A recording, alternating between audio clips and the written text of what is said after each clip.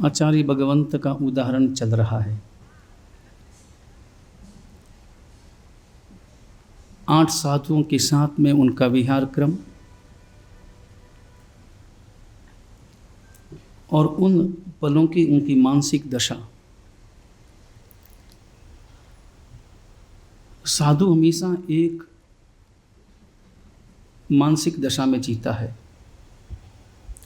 या उसे एक ही मानसिक दशा में जीना चाहिए, और वो दशा है अपने लक्ष्य के प्रति प्रतिबद्धता से परिपूर्ण।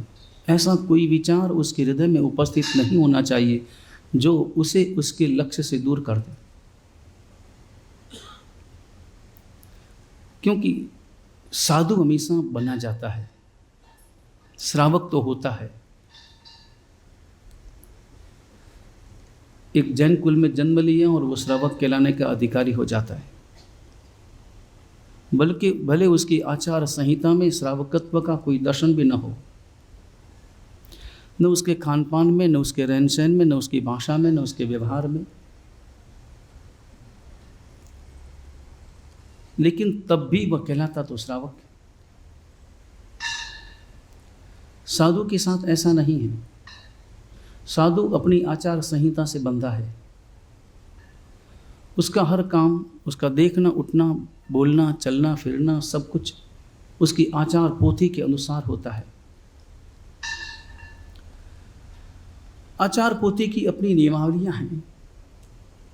उस नियमावली में अनिवार्य नियम भी है और ऐच्छिक नियम भी। अनिवार्य नियमों का पालन अनिवार्य है, उसके बिना वह साधु कहलाने का अधिकारी नहीं होता, और अगर वह वैसा नहीं करता तो निश्चित रूप से वह साधुत्व से दूर हो जाता है। न वह स्वयं अपने आप को साधु मानता है, न लोग मानते हैं। अगर उसके द्वारा अनिवार्य नियमों का पालन सम्यक रूप से नहीं किया जाता, पंच महाव्रतों का पालन उसे करना ही है, अनिवार्य रूप से करना है। तपस्या ऐच्छिक हो सकती है, न कर पाए उपवास, न कर पाए आयंबिल, न कर पाए एकासना, न कर पाए बियासना। तपश्चर्या ऐच्छिक है, कोई एकासना करता है, कोई बियासना करता है। नवकारसी और चौविहार तो अनिवार्य है, वो अनिवार्य नियम में है, बाकी तप ऐच्छिक नियम में है। विहार भी ऐच्छिक नियमों में आता है। कितना विहार करना वो ऐच्छिक नियमों में है, करना तो विहार ही है।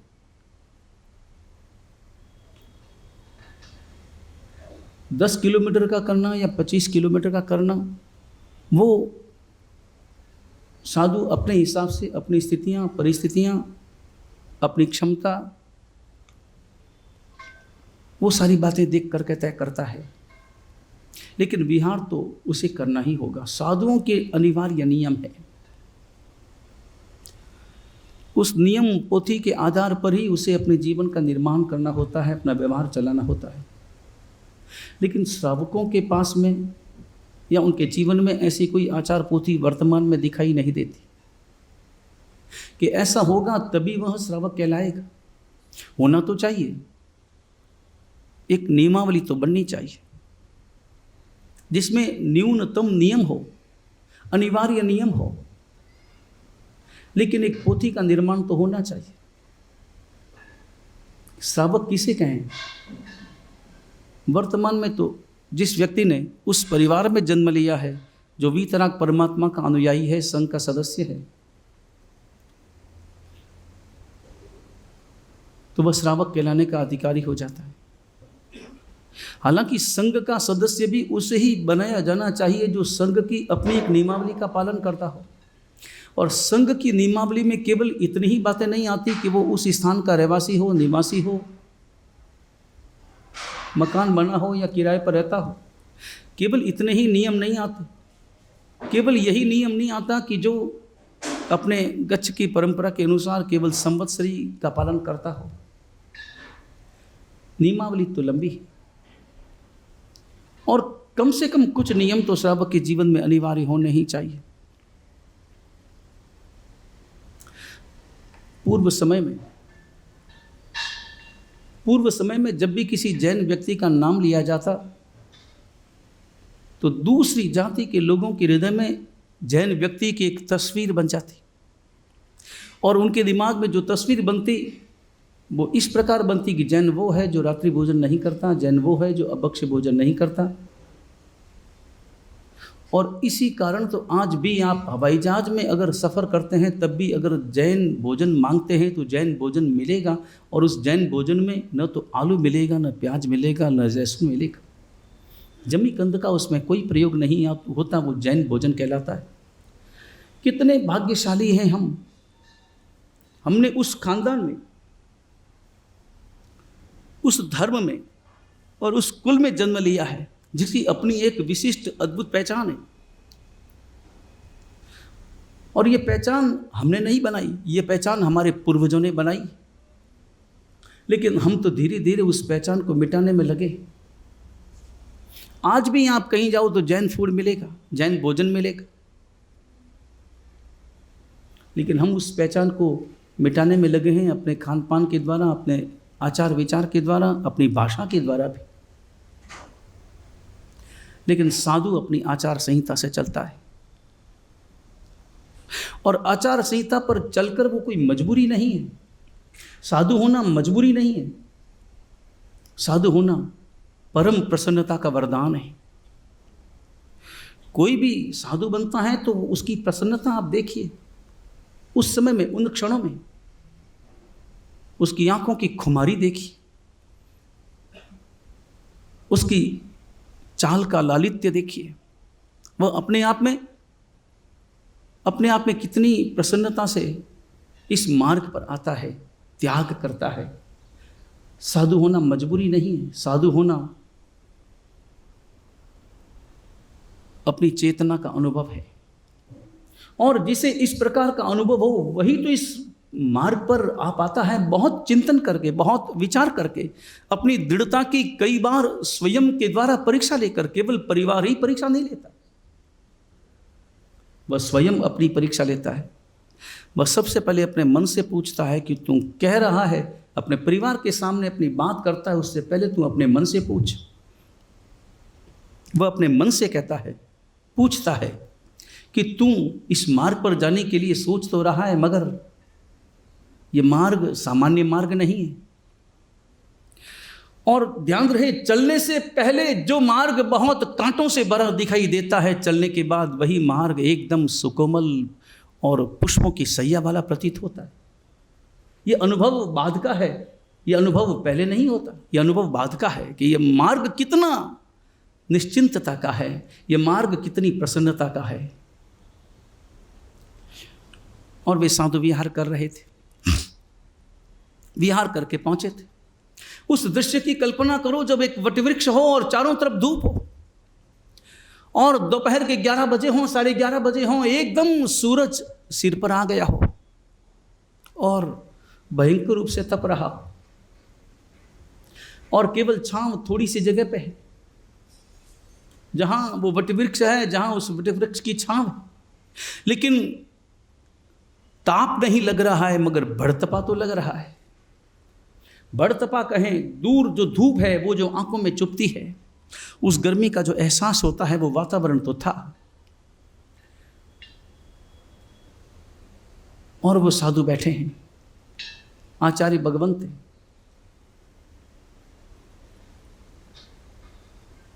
मर्यादा का जीवन है, अनुशासन का जीवन है, प्राणों की परवाह नहीं है, सुविधाओं की कोई कामना नहीं है।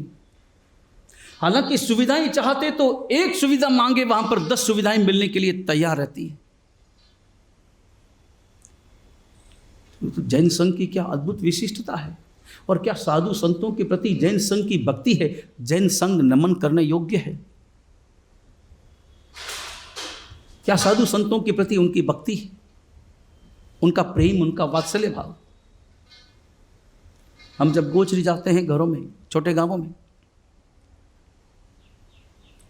घरों में अभावग्रस्त घर भी, जिनके पास में बहुत ज़्यादा सुविधाएं नहीं है, साधन नहीं है, पैसा नहीं है, संपत्ति नहीं है, और अपने बच्चों को रोजाना वे दूध भी नहीं पिला सकते। ऐसी स्थिति में भी अगर साधु संत वहां पधारते हैं तो उनके लिए, बच्चों के लिए रखा गया दूध भी वे साधु संतों को वीरान में परम प्रसन्नता का अनुभव करते हैं। ये भक्ति है, ये उनके हृदय की भक्ति है। ऐसी भक्ति आपको और कहीं नजर नहीं आएगी साधु संतों के प्रति, जो जैन समाज में है, जो जैन संघ में है। और जैन संघ की ये जो भक्ति है, ये पूर्व से लेकर के पश्चिम तक, उत्तर से लेकर दक्षिण तक, आप कहीं पर भी जाएं, गुजरात जाएं, कर्नाटक जाएं, राजस्थान जाएं, किसी भी क्षेत्र में, किसी भी देश में चले जाएं, जहां पर भी वीतराग परमात्मा के अनुयायी श्रावक लोग निवास करते हैं, वहां वो साधु संतों की भक्ति के लिए वे तत्पर, वो गोचरी पानी से लेकर अन्य समस्त साधनों की उपलब्धि के लिए, समर्पण करने के लिए वे तैयार रहते हैं। स्वयं भले थोड़े बहुत अभावों से जी लेंगे, मगर गुरु भगवंतों की भक्ति पूरी करेंगे। लेकिन आचार्य भगवंत का भाव साधनों की विपुलता को प्राप्त करने का नहीं था। सुविधा उनके लिए मुख्य नहीं थी, साधना उनके लिए मुख्य थी।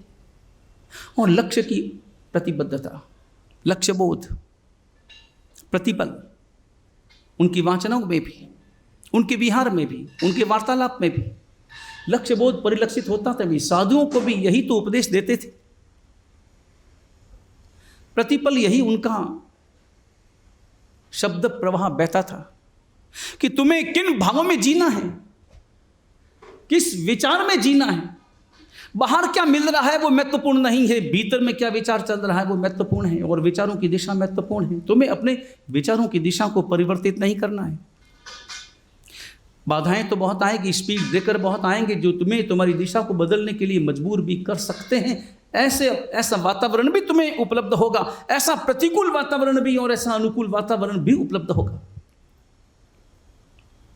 और ध्यान रहे, दोनों तरह की स्थितियां तो मिलती है। कभी कभी फूलों से भरा रास्ता भी मिलता है, तो कभी कभी कंटीले मार्ग पर भी अपने कदमों को आगे बढ़ाना होता है। साधु जीवन में भी, गृहस्थ जीवन में भी दोनों प्रकार की परिस्थितियां हमें मिलती हैं। परिस्थिति ऐसी भी मिलती है जिसमें मान हो, सम्मान हो, जिसमें भक्ति हो, सुविधाएं हो, सब लोग हाथ जोड़े खड़े हों, ऐसी स्थितियां भी मिलती हैं। तो कभी कभी ऐसी स्थितियां भी मिलती है कि जब जहां न स्थान की अनुकूलता हो, न आहार की अनुकूलता हो, और अपमान ऊपर से हो, ऐसी भी स्थितियां मिल सकती है। दोनों ही परिस्थितियां मिल सकती है, मगर ज्यादा सावधान अपमान की स्थितियों में नहीं, बल्कि सम्मान की स्थितियों में रहना जरूरी है।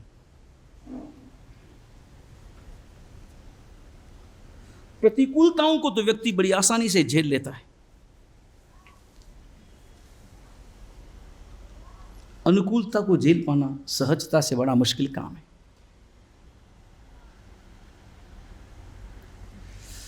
आप जा रहे हो गाड़ी लेकर, कार लेकर, कार ड्राइव आप खुद कर रहे हो, और एक रास्ता मिला 4 लाइन का, 6 लाइन का, और एकदम अच्छा रास्ता, सुकोमल रास्ता, बीच में कोई खड्डा नहीं है, कोई गड्ढा नहीं है, पत्थर नहीं है, कोई तिनका भी नहीं है, ट्रैफिक भी इतना नहीं है। और ट्रैफिक भी है तो कोई समस्या नहीं है, क्योंकि 6 लाइन में कोई समस्या होती नहीं। सामने वाली गाड़ी साइड से जाती है, बाजू की रोड से जाती है, आपको तो केवल अपना रास्ता नापना है। ऐसे रास्ते पर आप कितनी सावधानी बरतते हैं, और एक ऐसे रास्ते पर जिस रास्ते में भीड़ भाड़ हो, रास्ते में खड्डे बहुत हों, ऐसे रास्ते पर आप गाड़ी ड्राइव करते हैं। दोनों में से कौन से रास्ते पर ज़्यादा सावधानी ड्राइविंग में आपकी रहती है? कौन से रास्ते पर? 6 लाइन वाले रास्ते पर, या ऊबड़ खाबड़ खड्डों से भरा, भीड़ भाड़ से भरा उस रास्ते पर? कौन से रास्ते पर आप गाड़ी बहुत सावधानी से चलाते हैं? कौन से रास्ते पर गाड़ी चलाते हुए आप बातें कर सकते हैं आपस में बैठे, पास में बैठे व्यक्ति से, अथवा मोबाइल पर? 6 लाइन पर गाड़ी चल रही है, सीधी सीधी चल रही है, न ज़्यादा मोड़ है, न ज़्यादा उतार चढ़ाव है, न भीड़ भाड़ है, न कोई खड्डा है, न कोई सामने से आ सकता है। और आपने ये भी ध्यान दिया है कि साइड में चारों ओर रेलिंग लगी हुई है, तो बाजू में से भी न तो कोई पशु आ सकता है न कोई व्यक्ति आ सकता है, गाड़ी बिल्कुल सीधी है। उस रास्ते पर ज़्यादा सावधानी आप बरतते हैं या गड्ढों वाले रास्ते पर ज़्यादा सावधानी बरतते हैं? कौन से रास्ते पर ज़्यादा आप जागरूक रहेंगे? कौन से रास्ते पर? गड्ढे वाले पर? गड्ढे वाले पर स्वाभाविक रूप से गड्ढे ज़्यादा हों उस वक्त में बातें करना अच्छा नहीं लगता। कब गियर बदलना पड़ जाए, कब गाड़ी को ब्रेक लगाना पड़ जाए, कब रुकना पड़ जाए, और कब 4th गियर से 3rd गियर में आना पड़ जाए, फिर 3rd गियर से 2nd गियर में आना पड़ जाए, फिर गाड़ी रुक जाए, गाड़ी की स्पीड एकदम से कम करनी पड़ जाए। उस वक्त में आप बातें नहीं कर सकते। और अगर कोई बात करता है तो आपको पसंद नहीं आती, रुको, कहीं लग जाएगी, चोट लग जाएगी, एक्सीडेंट हो जाएगा। लेकिन अगर 6 लाइन का रास्ता है, बिल्कुल सीधा सुकोमल रास्ता है, वहां व्यक्ति बेहोश रहता है, चिंता नहीं है, सीधे सीधे चले जाओ चले जाओ चले जाओ, बातें करते हुए भी चल सकते हैं। एक आध झपकी भी आ जाए तो कोई चिंता नहीं, मिच्छामी दुक्कड़म कहना मत।